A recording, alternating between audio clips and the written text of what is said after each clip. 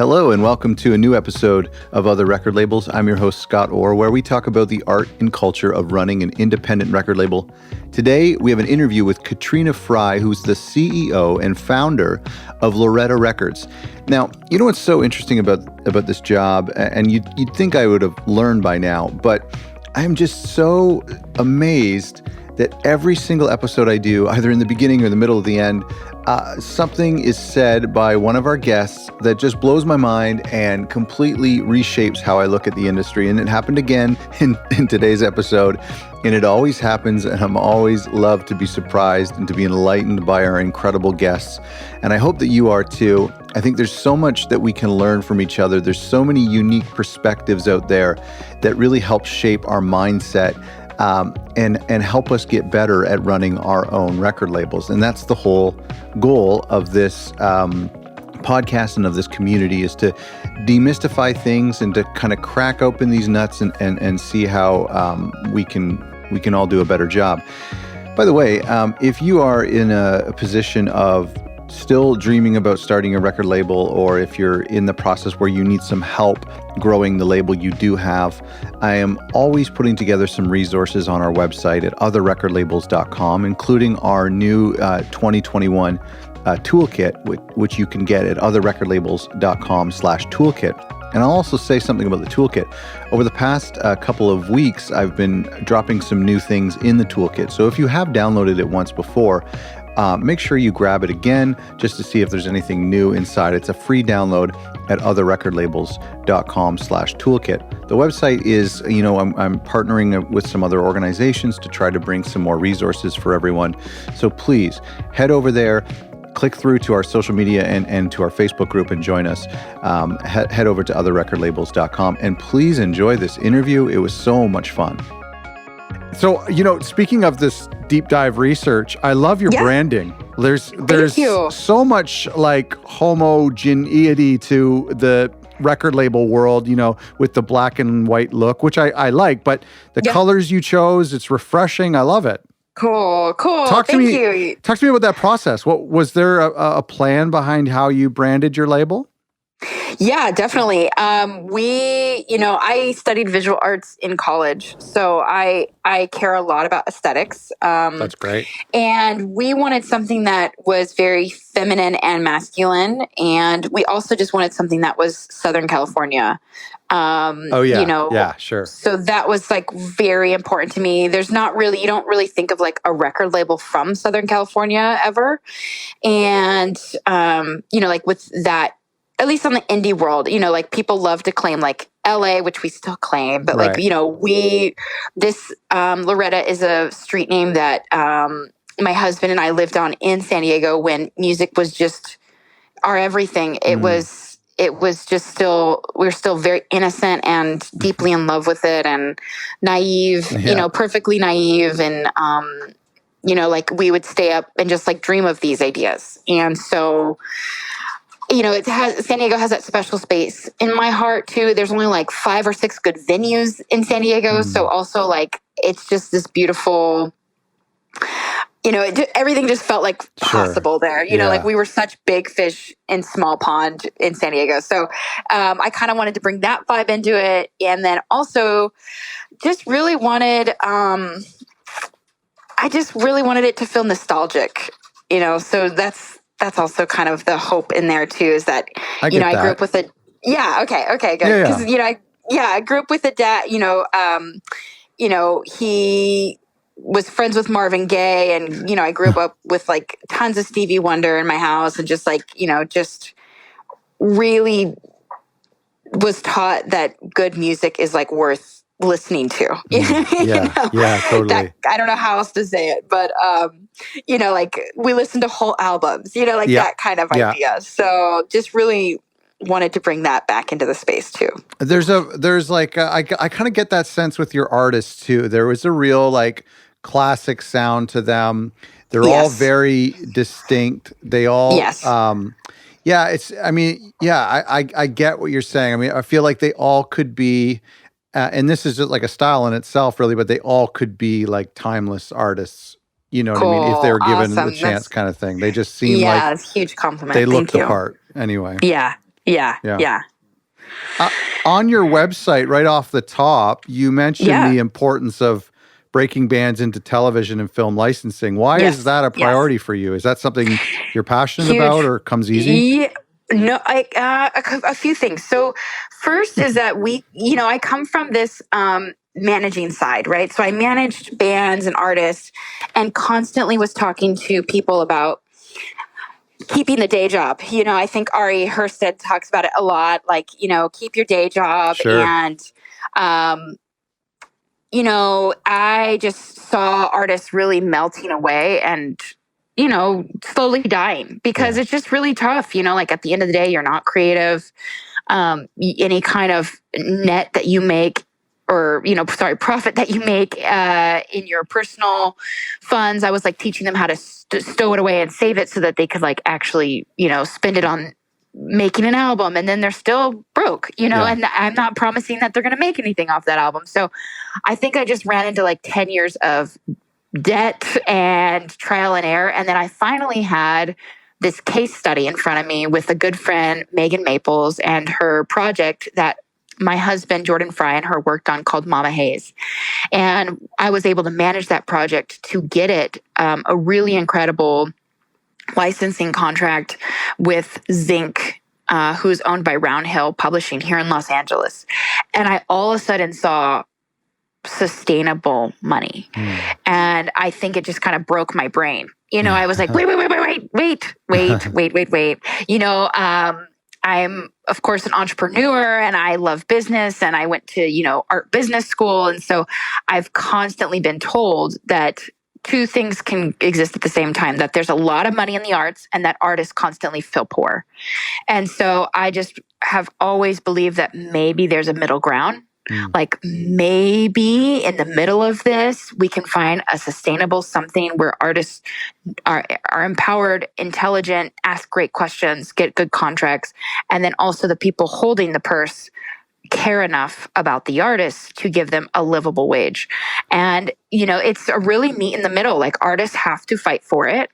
We worked really hard on that Mama Hayes project to make it a real brand, to make it, more than just, you've seen all of those Instagrams before where you click on them and you're like, oh, Sync Project, like you feel that.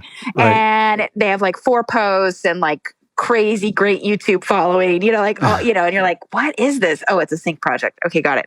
So I just realized we found something really life-giving for both producer, artists, writers in the room, for Roundhill, Zinc, for me as a manager, when it was a real project, met with real money. And, we get placements on that constantly. And I feel like it is because it's a real thing. It's a real person behind it. It's a real project. We care about it. We created, what is this? We knew every time we recorded for it, okay, it was going to sound like this. It was going to have these sounds. It was going to have this look, this feel. So I think it's my expertise of bringing in like branding from my years working in the visual arts, and then knowing business, like just sell one thing. Good and point. Then, drive it home and just be okay with that. And I think that was my work as a manager, is really setting low expectations for the artist and for the producer and saying, hey, this is going to be one thing for maybe its entire lifetime, but it's going to open you up to new opportunities and it's going to let you do your other work that maybe fills you up in a different way.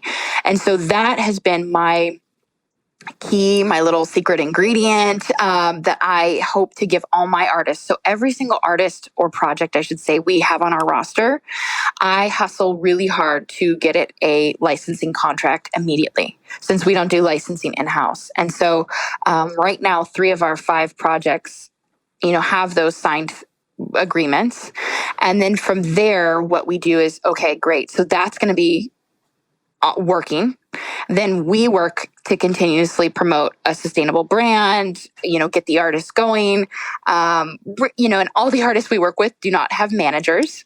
Okay. So it's also very different in that way, where we are really looking at artist managers, right. As I call them. And so they want to know, they want to be sat down. They want to know a lot of information. And I love it. I don't think any question is too, annoying or too invasive. I want to ask you Yeah. ask you about that educational side of thing in a second, but I want to go back to the syncs for a second. So you're saying, because I mean, it's a sweet gig. I mean, you don't need buy-in from any of us to agree to that it is a really great revenue stream, especially for music that has already recorded. It's different for something when somebody's asking you to go into the studio and make something for their project, and it may not get picked, But if a record is done, you have the instrumentals and it's there. It's such a great revenue stream, but it's also incredibly evasive. It's just something I can't seem to figure out and get any success at all. So can you walk me through that a little bit? Is it just who you know? Do I have to live in LA? Yeah. Yes and yes. Okay. Yes. I mean, I'm just going to be very blunt about it. Yeah. It's a small circle. I get a lot of no's. It's like, I feel like I'm going to I feel like that 18-year-old that just flew into LA and going to casting calls, and they're like, no, keep trying. No. So I'm also there, but I've also really strive to have very strong relationships, be very picky what I give to people. And I do have a secret weapon. My husband is an incredible producer, songwriter. And so we have been teaming up for the last 10 years to really let people know that we can deliver.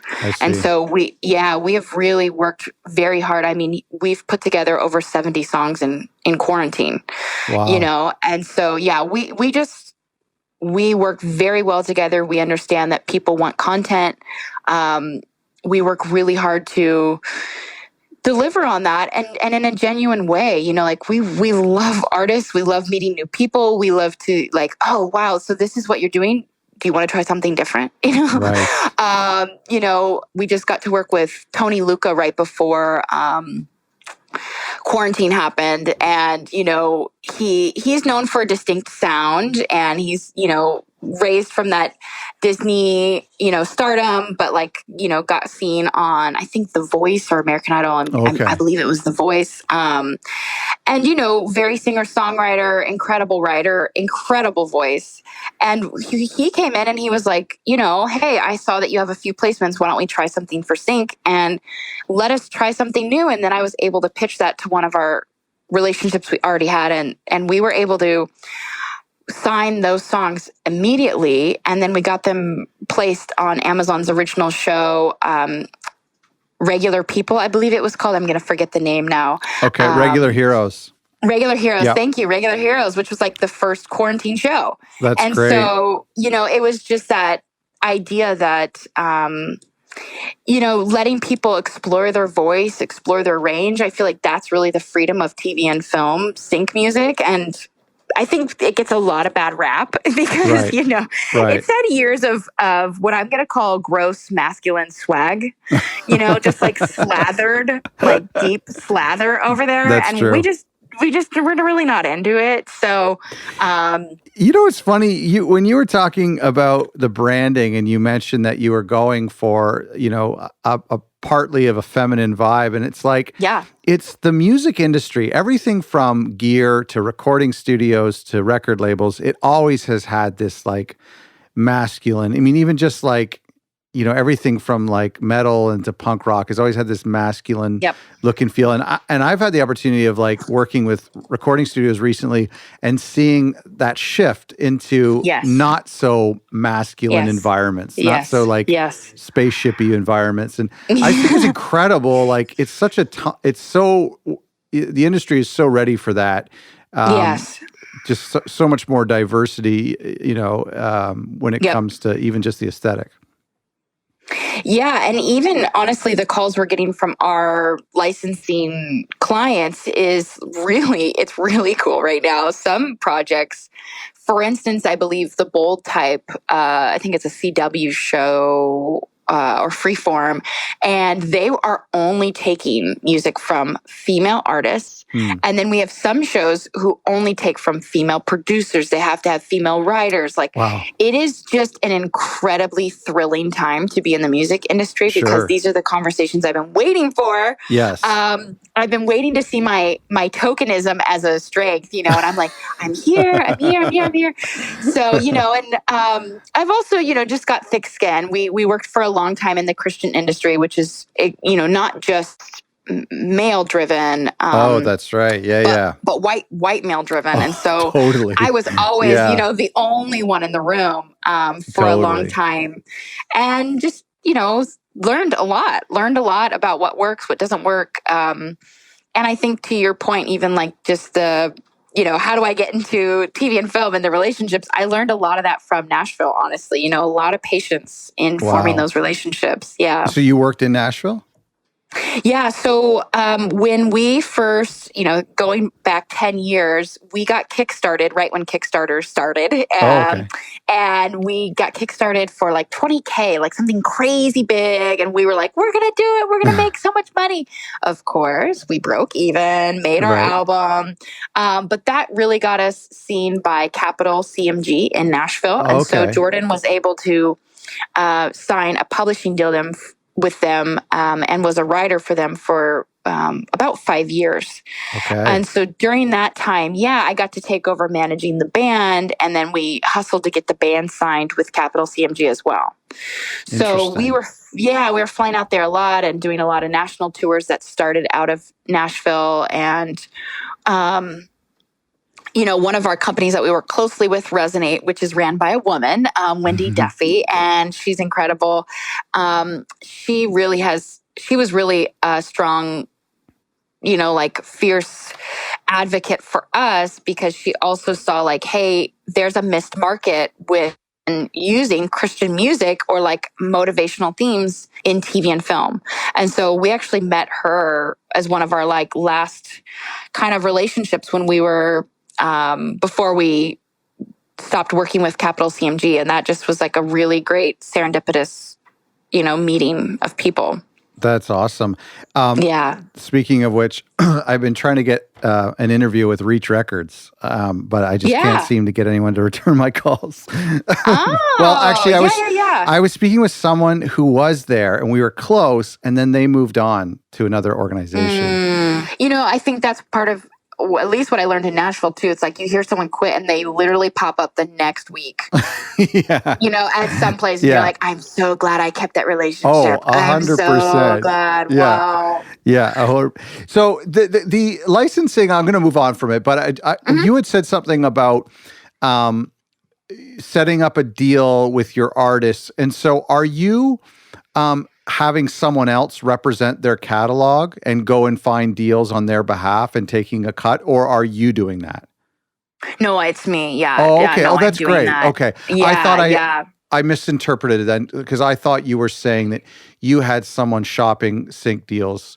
But that's way better, because then it's Yeah, I wish I had a whole cool team. It's definitely just me. No, that's great. No, I thought it was like another agency who was taking their 50%, and then by the time it gets to the artist, it's not much. But that's awesome. No, yeah. So that's also the give and take with this idea I have, is like, we're working with artists who are willing to kind of be crazy with me and not take an advance. My label doesn't offer an advance because I have seen such sustainable income on the back end with TV and film, and that it will directly relate to your streaming.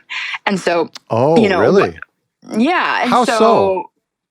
Yeah. So right now, like, we got a song in Riverdale last year. Okay. And so No, that's great. That's great. I've literally never watched the show. Sure. Well, me neither, but I imagine the audience would be very tech savvy. So not only are they tech savvy, but they create their own playlists, and they are quick. They're very quick. And so like overnight we were on like 3 different Riverdale playlists. Oh, and they're unofficial, but they still have tons of followers. Oh. Yes, exactly. Okay. Exactly. That's very cool. Mm-hmm. Yeah, so stuff like that TV and music are just so closely linked more than ever right now. So it's really important just to make sure that also this part of, our deal is like not putting out grimy music to licensing companies. We want to put out stuff that we're super proud of and that we're ready to release the minute it's saying it's going to be placed. Yeah. And really building off that momentum together. And that's just really important to me, that every artist creates things that they're proud of, and they don't have like a secret hidden catalog of like, and then you can find my music here. Yeah. I just, and that happens a lot, at least for me, when I talk to a lot of people who are doing very well on TV and film. And you're like, oh, you are? Yeah, but don't look it up. You're like, oh, okay. Oh, All right. I see. Yeah. You know? They're making So, stuff just like to feed the machine. yes, I see. 100%. And I Yeah. totally get it. Totally Yeah. rad. Great Yeah. for you. Not something sustainable for artists. I've just noticed it really eats at their character and Yeah. their willingness to continue to create. And you have to keep creating. You know, like that is one thing there that, you know, whether you're on an independent label or not, you have to keep making music. You know, it is the machine and the beast, you know? And so I just at least want to know we're making things we're really proud of. And that if track 6 gets a movie trailer just as much as track 1, we're still equally as pumped and ready to promote. And so those are the things I really want to bring to my company that I've noticed is different. Do you have, and again, I will move on, but do you have advice do you have advice when it comes to sync? Because I know people in our Facebook group, and you're there, and you've seen people ask this question, and I know, you know, it's got to be different for genres across the board, but do you have any advice? Yeah, I mean, for us, I would say the biggest key in is to collaborate. So if you have anyone that in your circles that has had placements or that has licensing deals, I would present yourself as a co-writer or a producer. And one thing to know is that with TV and film, it's usually split 50-50 and there's no money up front. So really be willing to share your splits, share your, you know, share in that mix, but invest and try and diversify as much as possible. So, of course, to do well in TV and film, we are genreless. You know, our label is not working within a genre. It's really working within a timestamp and building characters. So we're like, oh, the empowered female is just like eating up right now. Okay, let's make 6 more of those with each artist. You know, so really being able to push into the culture and the time, and then so that would be one thing. You know, I would not send your music to music supervisors. I would not send your music to licensing companies. I cannot tell you how much they get. They really are looking for such specific things. They're never looking for a blanketed item. Yeah, you know, the things that they're getting are just like, okay, can we get a cover of Aloe Black, but mixed with a female, but like rock version? You know what I'm saying? So true. like if they're looking for things that specific, they're going to go through their catalog first. So I would really encourage, if people are trying to get into TV and film, to look at who is in your circle right now that's doing well with placements, that has a licensing deal. They probably need to turn in a certain amount of songs. So see how you can help them turn in more songs, and be a co-producer, co-writer. I see. If you're on the label side, I would really try and look at your roster of artists to see, you know, we look constantly on TuneFind, and we look at a lot of like charts on who's getting their songs placed. You know, the example I always use is like Kesha, Prayer or Praying. You know, when she performed that, I think it was the Grammys, she performed that.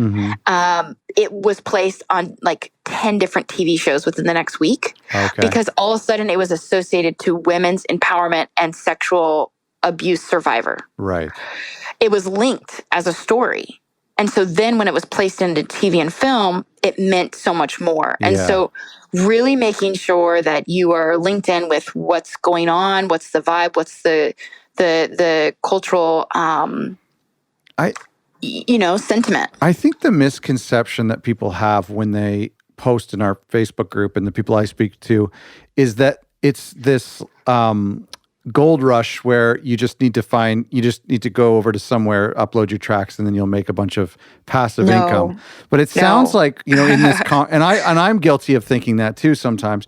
But it sounds like in this conversation, it's like you have full-time people who are fighting and who are working hard and being intentional about this.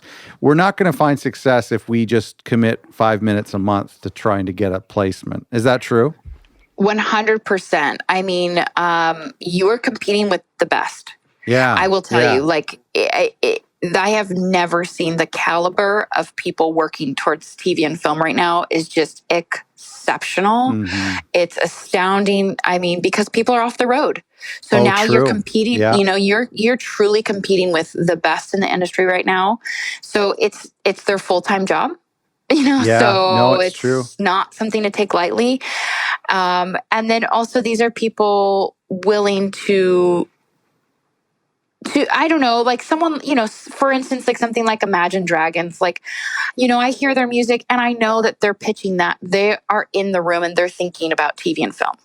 Oh, yeah. They're not just thinking about radio, Oh, and yeah. they're not just thinking about streaming. So their intention is at the start. Oh. And then they're at that caliber. So that's your competition, Yeah. So, and I mean, like, God bless them, but it also makes me kind of sick to think that I'm writing a song and thinking, how's this going to sound before a hockey game? Yeah. So tough. if it's not for you, then it's not for you, and that's like what I tell a lot of artists. And that's why our roster is really small and selective. It's like, we have 2 artists that we haven't even released yet into the world yet, but they're creating project names because they also feel like you, and they're not willing to put their personal name on something like that, but they're willing to create a project, subcategory of themselves. Yeah, sure. And, no, I think this is so enlightening, and I think this is going to help our audience, because it is this kind of thing where it's like they think that it's easy. They think they're just missing out on some sort of untapped passive income. But you're absolutely right. And even for, we've used the example of music that maybe we're not creatively proud of, that would just fit well with such and such. But I mean, it's even happening in even more in less commercial arenas, when people are just saying, well, such and such is placing really well on meditation playlists or coffee house playlists, or maybe this song will get used in this type of production. So, or writing for, let's say, independent film festival films, even stuff that has this aura of being more artistic, if that's such a thing. But I love even that is still selling out in a way, Yeah, and I just don't think there's anything wrong with selling out. I agree. I totally agree. I think you still have your dignity, and I think you still want to pay your bills doing the thing you love. So at least for me, like but this is 10 years, like if you spoke to my, 21-year-old self, or, 19, I don't know. I'm just trying to think, like, 10 years plus of me, and I would have been like, gross. We would never want to be placed with Google. You don't know, Yeah. And now I'm like, we got a Google placement. Well, I just love, and I love to be able, for those types of things, to fund other things. So you can take a risk on pressing vinyl. That's exactly, that's exactly what it did for us. That Google placement means that we got to make the music video we've been waiting to make. Unbelievable. That we get to release with a full-length album in the fall. So. And the other thing I like, and tell me if this is correct, sorry to interrupt you, but I love when that money from Google or from Amazon, that money is spent on filmmakers and photographers and mastering engineers and mix engineers, other people in the arts. That's what I think is really cool. Exactly. Yep. Yeah. And then, to my, chagrin, I'm always, loving it too when I can send that money back to not only independent people, but BIPOC people, LGBTQI people. I mean, all my people out here who are, it's going to take them twice as long to get heard and seen in the music industry, or in the creative arts, or in the video space, wherever they're at. I'm so thrilled to be able to give them not only money, but like a fair wage. Yeah. And that's really what we promote within our label too, is that you are going to I'm trying to get you the fullest dollar made, Yes. So, and that just, it takes time. I'm really asking people to trust me and be on a long journey with me. This was not overnight. The success we're seeing is from songs 5 years ago. So that's also something I always tell people is we're making money today on songs that we wrote 3 to 5 years ago. So you really have to be diverse in your portfolio, and you have to be willing to take your time, and make sure everything you do is something you're proud of, because songs have come back years after. Totally. And you're like, I am happy. Thank you. No, what did that sound so like cool. again? Okay. Do I have time to remaster that really quick? Yeah, that's right. Your website says you aim to give artists education and access to information. What does that type of empowerment achieve, in your opinion?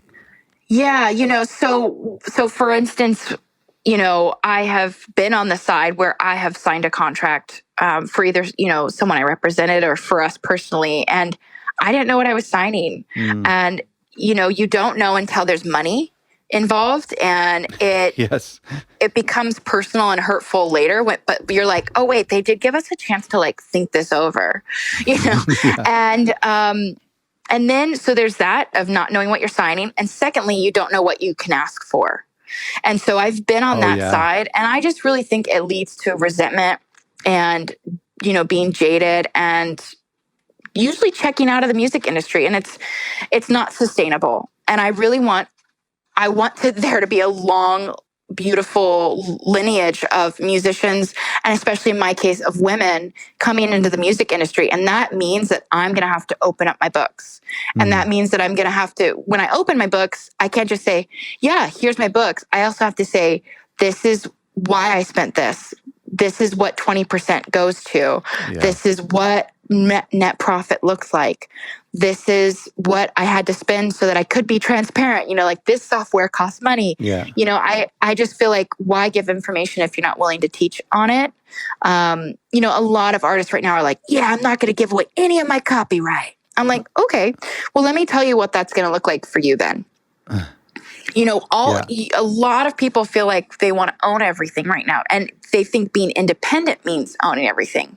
It actually doesn't. Right. At all. And I think people not being willing to compromise is a huge detriment to, and naivety, to be honest, and there has to be some form of compromise to get ahead, because this industry thrives off of collaboration. And the more people you can get to buy into your story, and whether that's giving them 10% to buy in, that means they're invested in your success too. And so, that's huge. That's definitely huge. Yeah. And so, the success I have is people letting me in on their percentages so that I can hustle hard, and I think I want to turn around and give that power to artists and say, you've given me this percentage, but I want you to see what that means and why we're not making money yet, or why we are making money, I just think that means they're going to go into this music industry with eyes wide open for a long time, instead of artists that I've talked to who have been on American Idol and signed a horrible deal, or, been with a major and still not out of it because they still haven't placed 10 songs on a top 40 chart and they didn't understand that that's what that meant. Like, they're screwed. Yeah. And why would they want to keep playing this game when it, and I just, especially as like a woman and a woman of color, like I already feel the system rigged. Why would I keep continuating and perpetuating that? Sure. So for me, it's going to come down to not just educating, but like telling artists what to ask for. Yeah.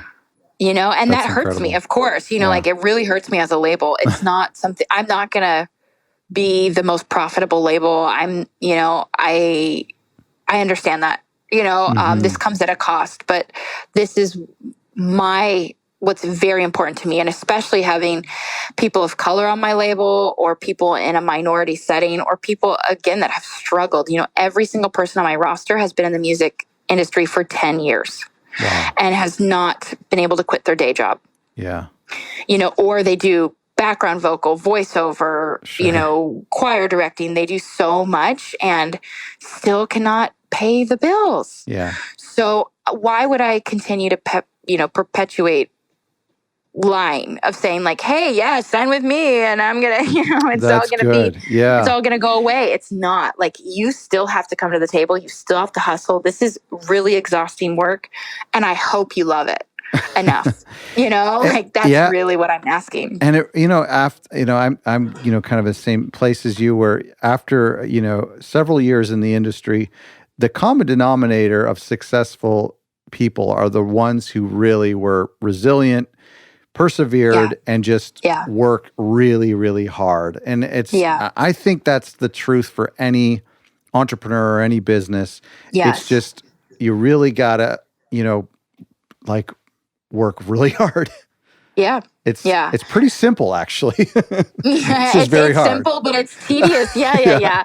And I think too, I think in our world today, a lot of young people, if I'm to generalize, and I don't want to push this on them, but at least what I'm learning from, teaching, undergraduate music students is like, they do expect, oh, I get signed, done. Right. I stop working. Oh, I get a manager, done. I stop working.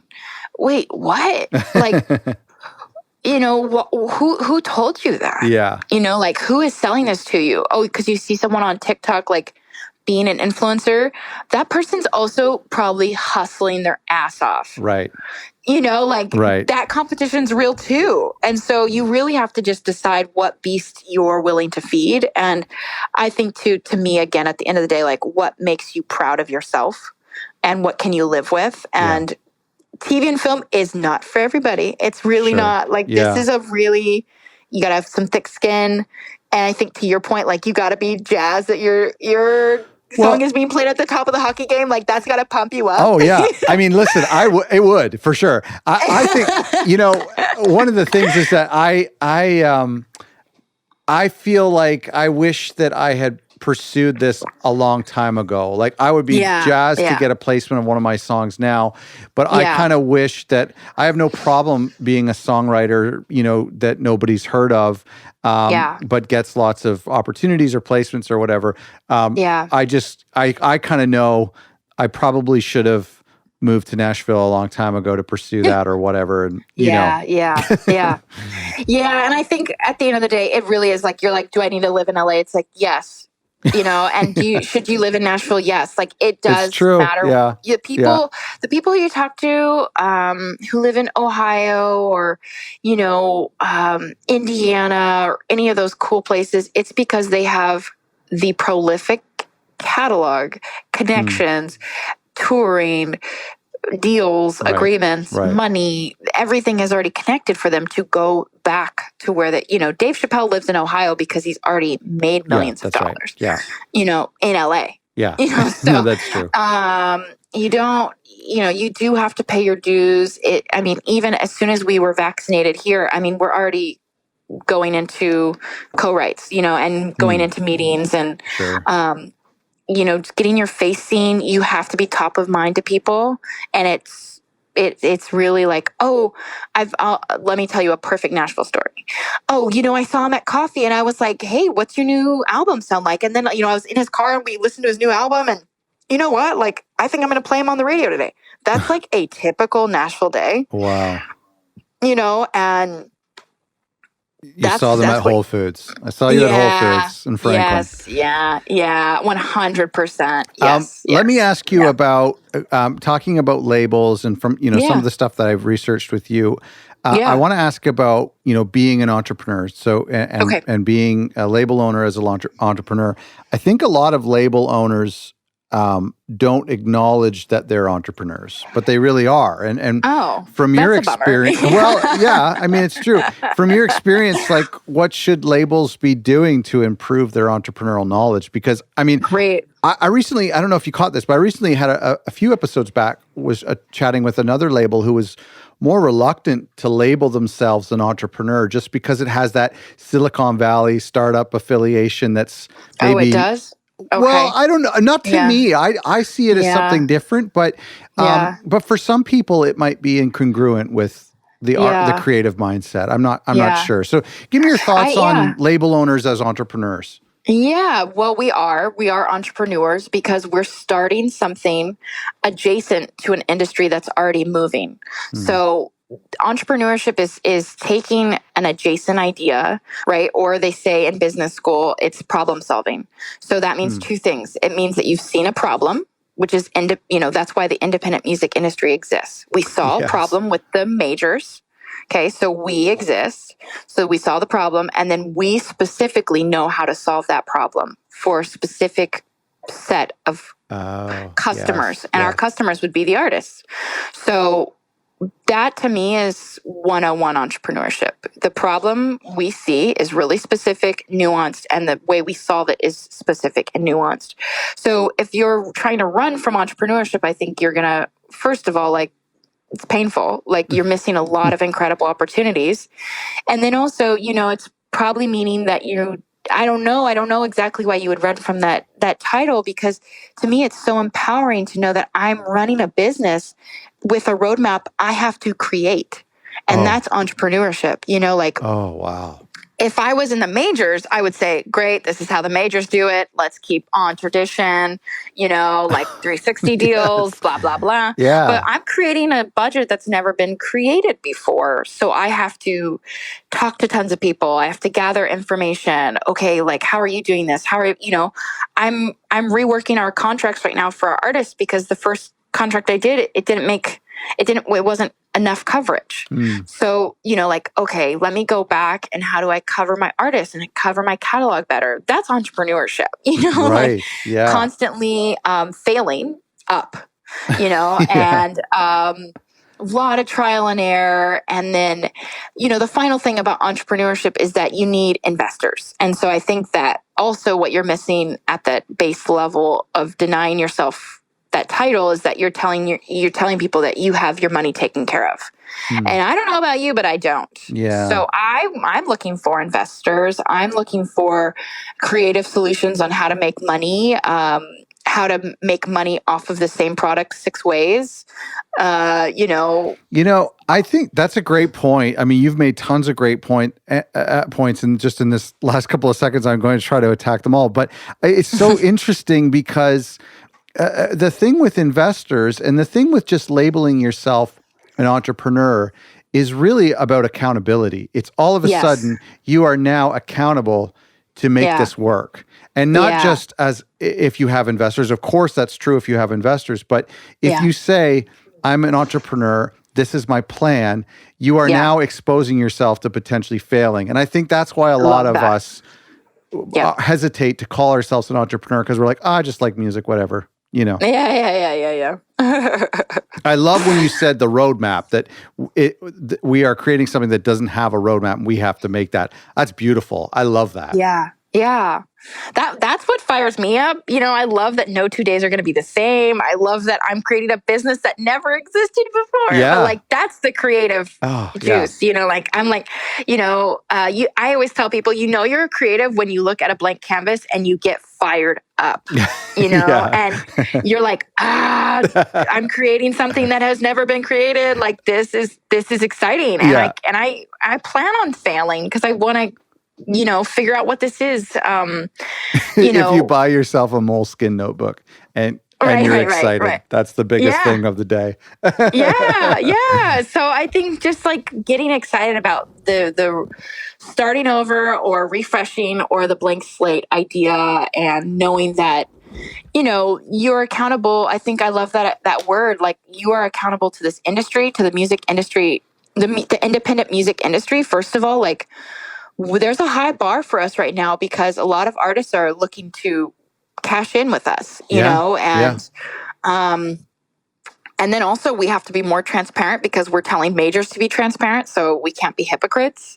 That's right. Yeah. And we got to work that accountability. We got to work at differentiating ourselves from the majors. Yes. Yeah. Yes. Mm-hmm. Yes. Yeah. So how do you sharpen yourself as an entrepreneur? Yeah, so a few things I do, great question, is I constantly am like looking at resources. So I took like a adult learning a class at UCLA Extension on music publishing. Like, I have no shame or guilt. Like, nothing's beneath me. I'm like, ooh, I don't know. I feel like cool, it changes every year. Let me take another class. Yeah. So I love online learning. I've taken tons of like LinkedIn courses, which used to be called Linda. Oh, courses. Yeah, I remember those. I did those. Yeah. Yeah. And so tons of stuff like that.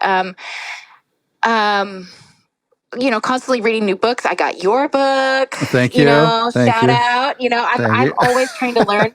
And then also putting myself in programs. So applying for A2IMs, Yes, tell me about BEMA that. program. This Yeah. fellowship. This is interesting. Yeah. Yeah. So they opened up the Black Independent Music Accelerator Program. And I believe there is 10 or 12 of us. I would have to look at it. And we're all independent music labels.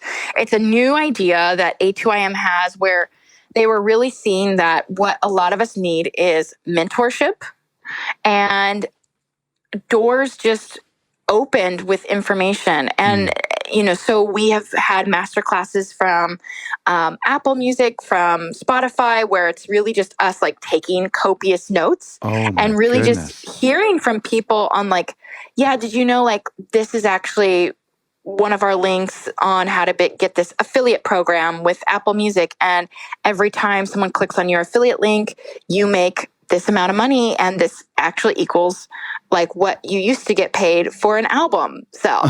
So, just like learning these techniques of, they're almost like codifying or like curating all the information out there for us. And it just feels so refreshing and amazing.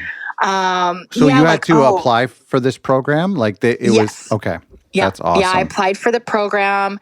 It's a great mix of like men and women and people totally seasoned and new people like me, like new to label management like me. And it's a really good range of genre. And is it a yearly thing? Can the new group apply next year kind of thing? Yes. Okay. So I don't know when they'll reopen it, but right now it is for the year. And then it comes with the membership to A2IM, which is just really cool to get the newsletters and like be a part of their Slack channel, cool. And really get like, as NFTs were getting big, they're like, cool, we're going to host this webinar and get quick info on what's actually happening.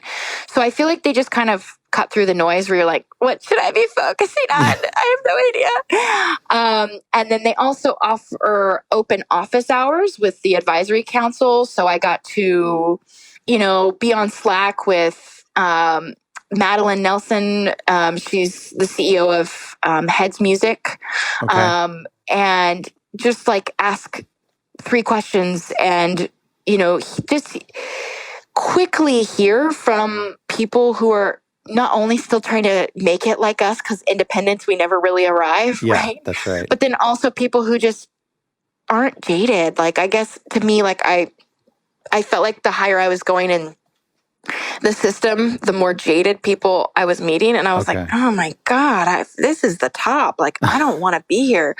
But I don't know if it's just being around like incredibly intelligent Black people or if it's just like how A2IM curated this space. But I just feel very seen and I feel very re-inspired and rejuvenated to really do this well and with excellence. And I feel very grateful and blessed to like be a part of this accelerator program. And we have mentorship and just being able to like show someone else your contracts, and be like, what do you think? Yeah. I think that's amazing. Yeah. And I think you're curating that on that Facebook page, but I think it's probably also a little distant because none of us know each other and it's not like we're like hopping on a Zoom call, Yeah. And there's, the bigger it gets, it's almost in a way the less impact it can have in a way, you know what I mean? Yeah, I get that. I totally get that. Right. You know what? I'm realizing here as we're coming to an end that I missed asking you about the origins of the label, we've heard a bit about your story, but could you quickly tell us like how the label got started? And correct me if I'm wrong, but I think the official launch is not that old. Is that true? No. Yes, that is true. I officially launched this year in 2021, but we started making the music in 2020. What happened is I was managing artists for the last 5 years and it's not sustainable, and I also felt like I kept getting frustrated with my artists who I loved because I was not in the right chair.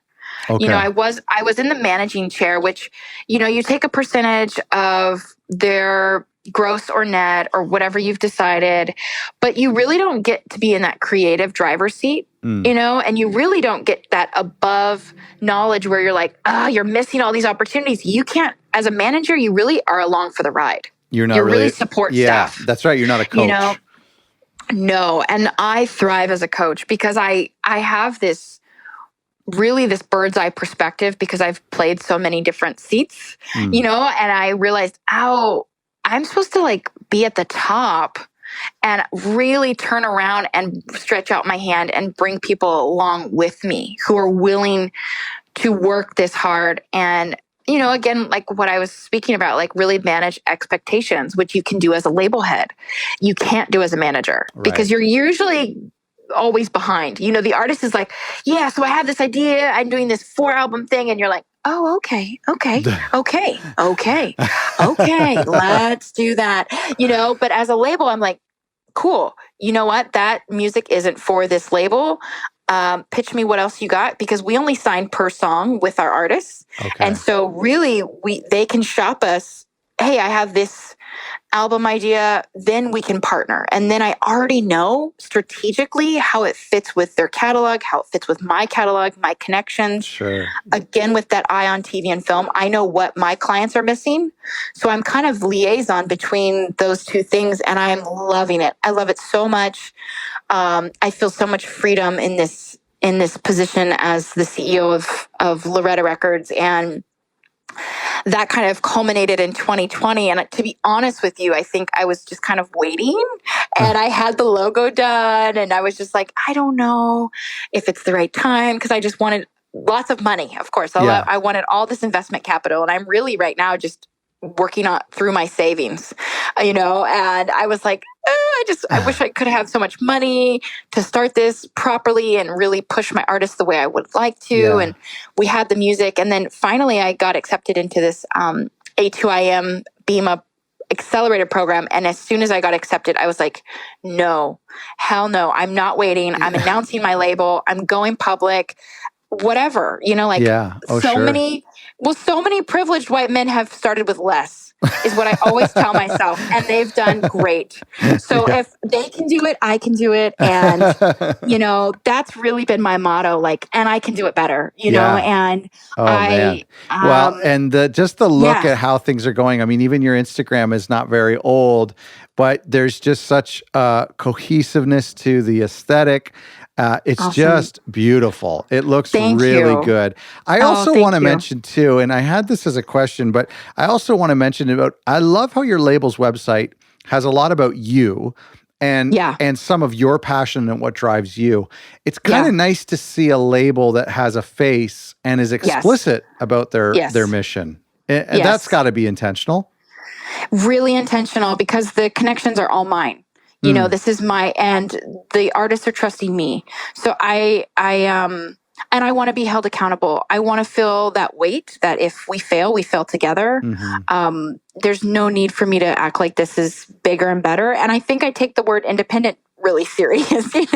I'm like, big reveal, there's no one back here but me, and even when people email, I'm like, yep, it's me. I don't want to do like any kind of like, you're not going to talk to my assistant. I can't wait for that. But like right now it's really just me. And I have a really incredible team of people in the wings, and I can't wait to like bring them on full time and give them all the monies. Yes. But until then, it's just me typing away over here. After I put my kid down, I'm doing emails till 9 p.m. and I'm in it. I'm in it right now with my artists, and I want them to feel that weight with me. And I don't want them to feel,